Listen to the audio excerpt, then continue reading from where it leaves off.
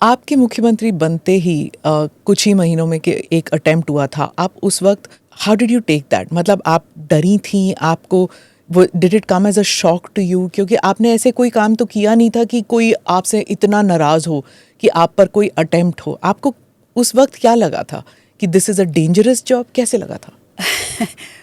मैंने जब वो मेरे साथ में इंसिडेंट हुआ तो ज़रूर उस दिन के लिए या कुछ घंटों के लिए मेरा मन विचलित हुआ और मैं बड़ा शॉक थी।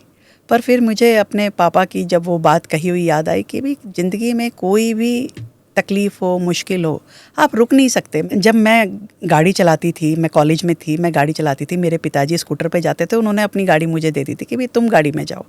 और मुझसे एक बहुत भयंकर एक्सीडेंट हो गया, वो पूरा गाड़ी बस से टकराई और दोनों तरफ के गेट ख़त्म हो गए। मैंने चुपचाप गाड़ी लाके खड़ी कर दी और मुझे लगा कि बहुत डांट पड़ने वाली है।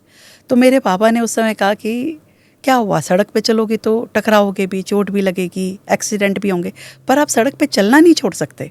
तो इसलिए ये जिम्मेदारी जब मुझे मिली तो मुझे ये समझ में आया कि ऐसे बहुत सारे आपको लोगों का सामना करना पड़ेगा जो शायद आपको उनका तरीका पसंद ना हो, परंतु क्योंकि ये जिम्मेवारी हमने ली है तो इसको निभाना मेरा फ़र्ज़ है। और उसके लिए मैं अपना 24/7 जिसे कहते हैं ना, समय का हर क्षण और शरीर का हर कण, मैं अपनी जिम्मेवारी को पूरा करने के लिए ईमानदारी के साथ में लगाऊंगी और लगा रही हूँ। तो इसलिए किस तरह के एक्सीडेंट इस बीच में होते हैं वो मायने नहीं रखते, चलना मायने रखता है कि चलते रहो, अपना काम करते रहो। क्योंकि आप some of the responsibilities are difficult in the sense that कई सारे बीजेपी के नेता हैं जो यहाँ पर 20-25 साल से काम करते आए हैं, they are probably senior to you in politics, और वो ये stray dog menace वगैरह को लेकर काफ़ी they are active on the scene। तो उनके साथ आप कैसे काम कर पाएंगी? क्योंकि वो तो they are very very strong। मैं नाम नहीं लूँगी पर आप भी जानती हैं मैं किसके बारे में कह रही हूँ। स्ट्रांग होनी चाहिए आपकी इच्छा शक्ति, आपके संकल्प। आप अपने अंदर बहुत स्ट्रांग है, हर महिला स्ट्रांग है। आप जब ईमानदारी से काम करते हैं और आपको पता है कि आप जो कर रहे हैं वो सही कर रहे हैं, आपका जो लक्ष्य है वो सही है, आपकी चाल ठीक है, तो उसके बाद कोई फ़र्क नहीं पड़ता कि बाकी लोग क्या कह रहे हैं। आप डेडिकेटेड रहिए, ईमानदार रहिए और जो रिस्पॉन्सिबिलिटी आपने ली है उसको निभाते रहिए। मुझे लगता है कि मेरे लिए ये 3 चीज़ें काफ़ी हैं, क्योंकि मेरी अकाउंटेबिलिटी दिल्ली की जनता के प्रति है। दिल्ली की जनता मुझसे जब जब सवाल करेगी मैं उसका जवाब दूंगी। दिल्ली की जनता मुझसे जो काम कहेगी मैं वो काम करूंगी, और दिल्ली की जनता का जीवन बेहतर हो ये मेरी जिम्मेदारी है। इसके आगे कौन क्या कह रहा है, इसके पीछे कोई क्या सोच रहा है, मेरा मतलब नहीं है। तो ये stray dog menace, stray monkey menace, इन सब का क्या करेंगे? जो सही समाधान है वो दूंगी। देखिए, कोर्ट अपनी जगह जो कह रहा है वो सही कह रहा है, परंतु प्रैक्टिकली जब आप ज़मीन पे होते हो तो आपको ये समझ में आता है कि इसका क्या समाधान देना है। मैं ये समझती हूँ कि इस धरती पे हर प्राणी मात्र के रहने की जगह है। जहाँ इंसान काम कर रहा है वहाँ पे जानवर भी, चाहे वो गायें हैं, डॉग्स है, बंदर है, उन सब के लिए भी सृष्टि ने जगह बनाई है।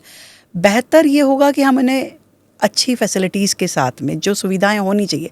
आप देखिए ना, दिल्ली में आपके जितने भी वेटनरी हॉस्पिटल्स हैं वो काम ही नहीं कर रहे थे। आज उनको हम रिवाइव कर रहे हैं, उनमें अच्छे डॉक्टर्स अपॉइंट करने के लिए, अच्छे डॉग शेल्टर, अच्छे काऊ शेल्टर बनाने के लिए, ये सारे कामों की ज़रूरत थी जो नहीं थी। आज उन कामों को हम करेंगे तो ऐसा नहीं है कि समस्याओं का समाधान नहीं होगा। आप अच्छे शेल्टर देंगे, आप अच्छी वैक्सीनेशन करेंगे, स्टरलाइजेशन करेंगे, तो हर जीव के लिए आप सुविधाएं देंगे तो ये राज्य सही चल पाएगा। और वो हम कर रहे हैं। अब 10 नई गौशालाएं दिल्ली में बनाने के लिए हमने काम शुरू किया है। हमारे जितने वेटनरी हॉस्पिटल्स हैं उनको ठीक करने का काम हमने शुरू किया है। और यहाँ तक कि जो NGOs या जो लोग इस पे काम कर रहे हैं उनके साथ बैठ करके सही समाधान पे चर्चा करते हुए उसको इम्प्लीमेंट करने का काम भी हम लोग कर रहे हैं। नमस्ते, जय Hind. You're watching ANI podcast with Smita Prakash। अगर हम उसको मस्जिद कहेंगे तो फिर विवाद होगा।